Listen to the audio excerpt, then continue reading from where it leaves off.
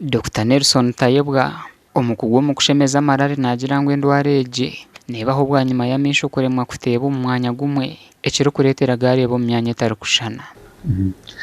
Mwenu aba endwara y'amarari kushanga misho gatari kuteba nakurungi ninga shigata kweza mu rubaju rumwe obwiro bwingi hariho kushanga bazirwe nayo kandi nabo kushanga nawe gija bwa nyuma bagareba bwa nyuma umwana yatangiye kukura kandi ekindi nabo kushanga nawe umwana yakura yaba umuntu mukuru nawe ina marari. So amarari ntibantiyana ngo umushaha kurebe kuchebere kurungi kandi amanyengu ekirweta amarari neki mpaka kandi akukora. Bamwe mu bashemeziibwe harimo abishikinye nemwe ababire basye myaka 15 hamwe ni 16 abina marari kandi bagatwarebana n'abana abatakwezaje abo ebirahuri bitu bya burisho bitakwasa kuyamba.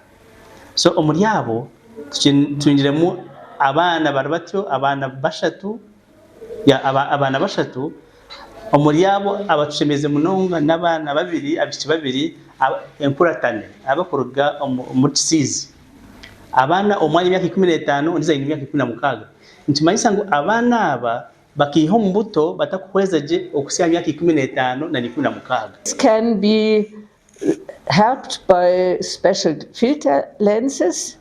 They have a red color or a very dark brown, but in the same as even this red filter, and then this red filter makes for them that it is night.